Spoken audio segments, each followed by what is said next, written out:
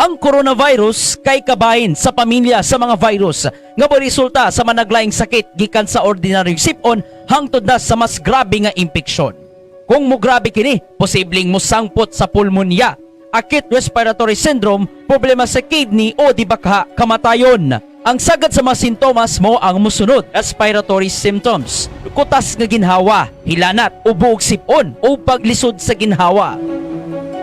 Unsaon paglikay sa sakit tungod sa coronavirus? Sa inyo na gid kaayo mga kabombo. Hugasan pirmi na mga kabombo Philippine Standard Time sa 51 minutos manmilabay alas 8 ang takdas buntag. Gikan sa area sa Las Vegas, Nevada. Usalang ni sa mga 51 na to ka mga Bombo International Correspondents. Aton tabukan ag Independent Federal District. Usa sa ato mga kasaligan tinubdan adding road to 270 votes for the 46th American president. Standby si Attorney Kristine Tungol Cabagnot, direktamente live gikas Washington DC, Washington District of Columbia, mga kabombo. Standby. Pinakaabangan, pinakamainit. The United States of America, November 3 election updates. Attorney Cabagnot, ma'am, may buntag karon sa Pilipinas, just Washington. Kumusta sa oras Sir, aron? mayong buntag.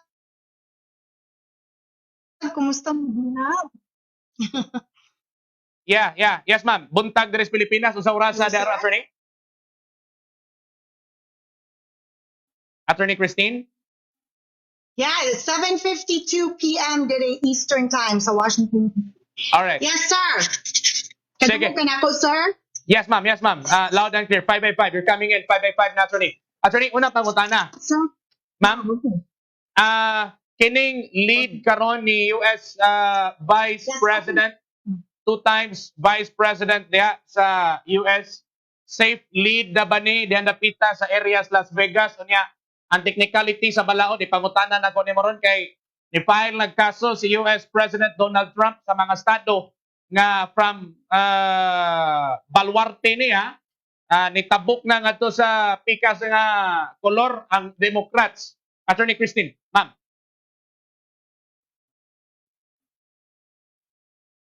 Yes, sir.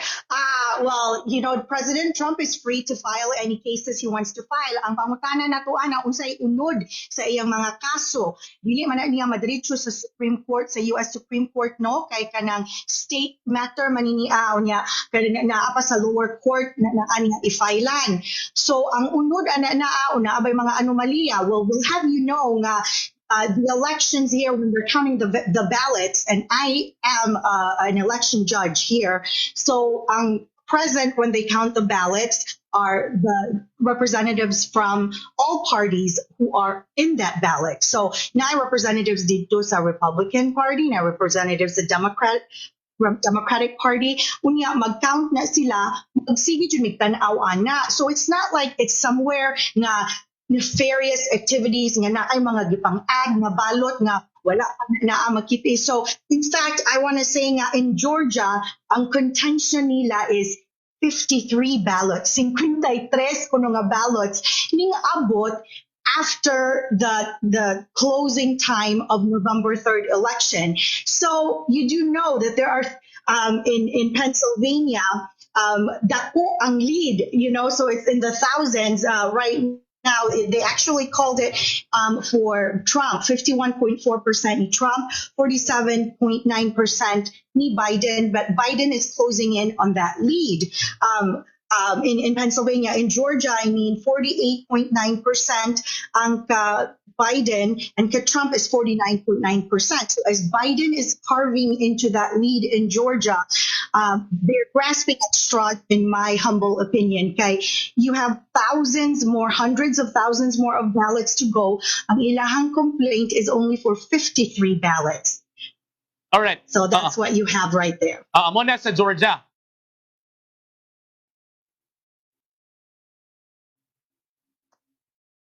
Attorney Christine? Yes, sir. Okay, sige. Anita, ma'am, mangutana ko diha sa imo isip election judge sa Washington. Base sa imong pag-analyze, no? kini estado ni sa Las Vegas, kay mo na yung giat nga ng Las Vegas, ang Nevada, ang state of Nevada sa Las Vegas. Naana sila ron sa less than 2%. Ang popular votes galabaw si Joe Biden via around 7,000 votes. Sa imong experience, Attorney Kristine, adun na pa ba chance nga mailog ni Donald Trump ang kini nga labaw? Attorney Kristine Cabagnot, ma'am? Well, anything is possible. Mo nang wala pag i-call out ang Nevada for either party. With 7,000, that's really not a whole lot of gap, a whole lot of lead. Pero understand nga ang ila pang namilin nga ilang i-count nga ballots is in and around Las Vegas, which is predominantly highly nga Democrats nga ng butar sa Las Vegas. So those ballots that are being counted would be more beneficial to the Democrats than the Republicans. But the rule here is we count every single ballot. So maskin og na ay projected winner iingon, dili jud ng final, walay final winner until every single ballot is counted. All right. At least klaro. Ma'am, dihan dapita sa Constitution sa United States of America, dire man gos Pilipinas, ano natin gitawag nga dili bawal na maka-appoint ang presidente gusa sa mga justices sa Korte Suprema. Pila ka adlaw, pila ka buwan na lamang sa di pang eleksyon kay matawag tag midnight appointment. Adunay gitawag na moderate midnight appointment. Diha sa United States kay init man kining issue haron. Nag-appoint og usa ka justice si US President incumbent Donald Trump. Unya karon iyang gitawag nga adunay dako nga tikas or fraudulent ang US election. Kung ang gusto niya dadon Supreme Court, ang kininiabang iniphanay sa US election. Ang pangutana na attorney, naabay specific rules sa Constitution sa US nga ga-allow ani for a sitting president nga pwede niya nga ma-appoint anyone no nga mahimong membro sa US set of justices sa Korte Suprema. Attorney, dili ba na prohibited diha sa US Constitution, ma'am? Well, the U.S. Constitution is the basic frame. Ang specific nga kanang nahitabo with the information like that, I believe I spoke about this in our previous meeting, no? There's nothing specific in there na last minute rule, as long as it goes through the proper vetting through Congress, and both Senate and Congress has to vote on it, and then the president's appointee. And that's what happened with 8 days to go. It's frowned upon, but it's not illegal. Kaya kung i-compare na nimo ang tutuan ni President Obama pagkamatay ni Justice Scalia, there were several months to go before the presidential election. Dihay iyang napili nga maayong highly qualified nga Republican judge, and the Senate majority man ang Republicans adto, they flat out said no, you cannot bring him and have him be vetted out. Okay, it's too close to election. And now 2020 fast track, it's 8 days before election, gi-approve nila ang bagong Supreme Court justice ug ila pang gi-install. So even though there is no hard and fast rule nga kanang ginadili na, it still is not, it doesn't look very good for all of those who were involved in getting this new Supreme Court justice appointed in just 8 days before the election. Muni ang init nga contention ron sa mga observer, ma'am, Attorney Kristine, ilabi na from the Democratic side nga muning gustong dadon ni President Trump sa US Supreme Court og di siya allegation nga di ay tikas. But ang pangutana ron sa tibuok kalibutan, aduna ba say kininiabang ebidensya or proof to his claim, no? Mo man ni ang punto ron nga gitan-aw tibuok kalibutan. In fact, kung giat nga ron na Bombo Radio, o aduna say ebidensyang ikapakita, Attorney Kristine. Well, understand, sir, nga dili ni siya madritso sa Supreme Court. Yes. Dili ni siya maka-fast track to go to a lower court, and they have to bring evidence. And right now, they have yet to provide evidence, including the one in Georgia where they said 53 ballots. No, not 53,000, but 53 kakabot na ballots that came in later than the closing time. So they have to bring that evidence if that is their issue. They have to bring evidence of that, and then of the other states too. Nga gusto sila mag-recount if they want to bring that to the Supreme Court. They have to prevail in the lower courts first. Alright. Attorney, mining balikan na to. I-recap, i-review na to. Unsa man ni ka-crucial ang boto sa Electoral College. Although ato ning na-explain last week, dihang una tikang nahinabi live sa itong programa, Bombo Hanay Bigtime sa samang oras. Attorney, 264. The magic number is 270 electoral votes for the United States of America to proclaim the next 46th President of the United States. Attorney, go ahead. Yes, sir.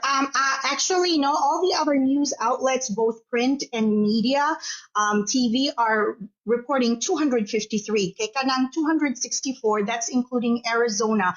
And only one news outlet is reporting Arizona as a Biden win. It's still too close to call. And in Arizona, they only have 81% of the votes counted. Gali diha si Biden sa 51% to Trump's 47.6%. So it's still too early to call, even though they're most likely mo ni Biden. So with that in mind, 264, Biden only needs 6 more electoral votes. Anong moabot sa 270. So whoever gets to 270 first, ang Pilmiro nga moabot sa 270 becomes the president. So asa ang 6 points nga iyang makuha. Tanawon nato, you mentioned Las Vegas, 6 points ang Nevada. So right now, with 86% of the votes counted, Biden is leading at 49.3%, whereas Trump is at 48.7%. So with 86%, it's still too close to call. Usually, kung 99% na ang votes gina-count, ana na nila i-declare ang projected winner. In this case, sa Las Vegas, ang wala pa ma-count is in the Las Vegas area, in Nevada, the Las Vegas area. In this case, in Arizona, ang wala pa ma-count is in the Phoenix area. Now, that is a large city with a diverse population that has increasingly turned blue or increasingly turned Democratic. Alright. Attorney, unsay mensahe nimo sa mga Pilipino nga naminaw ron sa kinabag-ang mga Bisaya nga nagpaminaw nimo, Attorney Kristine Tungol Cabagnot, ma'am, nga nag-atang niini nga ang history sa pagka-presidente sa US daw init nga giilugan, too close to call, matod pa nimo ang kininiabang mga nanggawas ron nga mga data o figure. Attorney, go ahead. Yes, sir. Thank you. I know this is such an anomaly of an election. No, dili man tayo ingunanin ng US election. Usually the night off or maybe the next day na a clear projected winner. But this is a hotly contested election. Every vote matters, and the reason why nadugay-dugay is for Biden and his supporters. They have opted to go the mail-in ballots and the walking in early to vote, so that dili sila mo linya the day off nga daghan kay mga tao, nag-avoid sila, nag-social distancing sila. So this is where we're at right now, and because it's taking a lot longer to count all the votes. So we ask for patience, and we ask that both sides and both parties here in the US and those watching abroad are very careful with the information na ilahang ginabasa, ginadungog, kay naay daghan kayong misinformation ana. So I would say stick to the NPR, BBC, Associated Press, or even the local news radio like Bombo Radyo for certifiable information and updates. And we just ask that this is going to drag on in courts, so we won't have a clear winner, but we have a clear projected winner. So we just ask for everyone's patience and to kind of extend courtesy to each other. I've read so many horrible messages online, lobbying insults to each other. And I wish that would stop, because at the end of the day, we still need to continue living cohesively in the same country and the same planet, basically. So, mao lang na akong ihangyo sa tanan nga kalma lang ta og tan-aw, and we'll see who the clear winner is.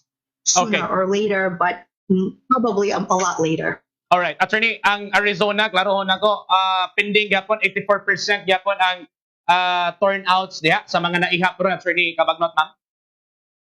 Yes, so ang ingon sa Arizona, no, nga there was somebody speaking just before I went on air. Within 90 minutes, they will have another projection of ballots nga na-count na, and then a couple of hours after that, they will have another. So ang ilang gusto sa Arizona is to get all the ballots counted probably by midnight Arizona time. It could be a little later than that, but they are nearing the end of the ballot counting, but it'll still take a couple of hours. Alright, attorney Kristine Cabagnot, daghan kay salamat. May buntag tres Pilipinas. May gabi das Washington DC, ma'am. Thank you so much, sir. May buntag, Godspeed. Pinakaabangan, pinakamainit. The United States of America, November 3 election updates. Bombo exclusive interview. Kristine Tungol Cabagnot, usa sa mga legal consultant. At the same time, Bombo International Correspondent, directamente live tuwa sa Washington DC. O niya, ato magitong gitagu-taguan nga information, Bombo Suset, siya na mag-inimension. Mo ni nga credible kaning atong iniphanay dire. Apan ato lang iklaro nga this is yet unofficial, partial and unofficial count. Kay katong ato ang na hinabi news source na to, she is an election judge. Election judge to, mga kabombo. Contact ato, kamo na mahibaw mo sabot, no? Basta election judge to atong nahinabi from Washington DC. Ang mga teknikalidad, 270 votes. This is a race to 270 votes from the Electoral College sa United States of America. Ang kining 264 votes nga naakaroon yung nakita sa screen, mao na ni ang appeal ang Arizona. But iyang giklaro, Bombo Marco, this is too close to call. Although si Biden ang lead, no, with 84%. But any moment from now, mausab ni mga kabombo, posible di anay breaking news karon taon-taon, ang state of state of Nevada, baluarte sa Las Vegas, syudad sa Las Vegas, mo pa'y giihap ni mga taknaa. Standby. Alam kapag hatag na itong kinatibukang komprehensibo news deliberation. First, fast, and right. Exclusive. Dini mismo Bombo Radyo Cebu, Bombo Radyo Philippines. By the way, usa lang to sa 51 ka mga news correspondents na to US-wide. United States of America kinatibukan. Sobra ni 50 kapine ato ang mga Bombo International Correspondents. In fact, diri sa Sugbo lang, Bombo Suset, moabot ni gatusan kapin ka mga international correspondents. Nga naman, gumikan kay sa tulo ka state, di atay tulo. Arizona lang daan, di atay tulo. Florida daan, di atay laing upat. Apan reduce ni siya sa mga crucial o critical na to na mga international correspondents kay na timing mangyod nga ang ilahang estado mo init karon. O niya si attorney atong nahinabi kagay ni attorney Cabagnot, from Bohol niya ang ato agad ning contact og magisgotag technicalities and legal nuancing sa US election, mga kabombo. Straight and direct from Washington DC. At the same time, usa ka election judge sa nasoy nga distrito, Federal District of Columbia. Atong palutson kay importanteng pahinomdom, standby mga kabombo.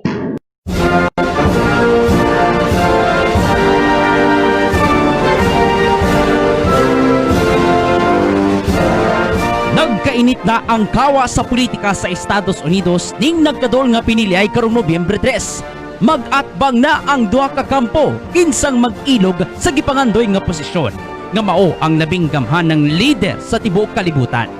Kinsa man ang makalingkod sa White House ug tawagon ay si President of the United States of America. Ang kasamtangang presidente nga si Donald Trump gikan sa Republicans o ang challenger nga si Joe Biden gikan sa Democrats. Mga kabombo, aniya na ang tail of the tape sa mga kandidato sa pagka-presidente.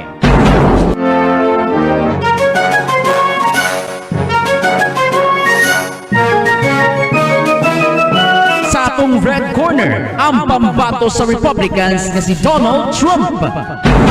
Naimugso si Donald Trump niya tong Hunyo 14, 1946 sa New York City. Sa wala pa nahimong presidente, nakamugna si Trump o mga dagkong kumpanya. Gikan siya pagka real estate developer, nahimo kining reality TV star. O pagkataod-taod, nahimo nang usa ka inila nga brand. Gikan sa mobile company ngadto na sa ilimnong makahubog. Taliwa sa wag tuong nga kontrobersya, kalabot na sa gingong pagsinamok sa piniliay. Nakadaog si Trump sa pagkapresidente niadtong 2016 ug naningwa kini nga makaangkon og second term.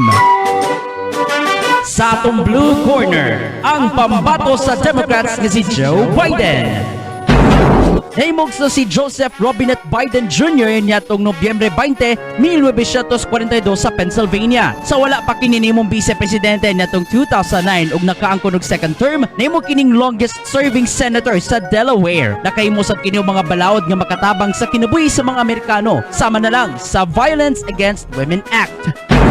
Karong nasayod na mo sa ilang mga kinabuhi, atong subayon ang ilang mga baruganan base sa mga nag-unang issue. Kung isgutan ng COVID-19 pandemic, adunay konkreto nga plano si Biden. Samtang palabyan lang ni Trump ang maong sakit. Gisiguro usab ni Trump ang pagkapareho sa racial ug social justice, samtang gibarugan usab ni Trump nga dili siya racist. Gibarugan ni Biden ang pagrespeto sa mga immigrants ug suporta nini nga gusto makabato ng US citizenship, apan gusto usab ni Trump nga palikunon ang utlanan sa nasod batok sa mga langyaw. Nagtuusab si Biden nga dunay katungod ang matag usa sa pagbato ng healthcare access, samtang hangtod lang sa saad ang anaa ni Trump. Suportado usab ni Biden ang katungod sa mga trabahante, apan gusto lang ni Trump nga babagan lang gayud kini. The country would have been left wide open. Millions of people would have died, not 200,000, and one person is too much. It's China's fault. It should have never happened. They stopped it from going in, but it was China's fault. Between 750 and 1,000 people there dying. When he was presented with that number, he said, it is what it is. Well, it is what it is because you are who you are. The issue is the American people should speak. You should go out and vote. You're in voting now. Vote and let your senators know how Are you gonna strongly pack you the feel. Vote now. gonna pack the Make court? sure you, in fact, let people know He doesn't want you're to answer the senator. question. I'm not going to answer the question Why would because you answer that because question? the You wanna question put a lot is of the new question Supreme Court is justice, the radical question- left. Will you Who shut is up, on man? listen? Who is on your list, Joe? Karon nga nasayod na kamo sa ilang kinabuhi ug baruganan. Kinsa ba ang angayang saligan sa mga taga-Estados Unidos? Unsang kolor ang maghari sa piniliay karong Nobyembre? Red ba o blue? Atangi ang mga updates sa US presidential elections dinhi sa Bombo Radyo Philippines, ang pambansang radyo ng Pilipinas.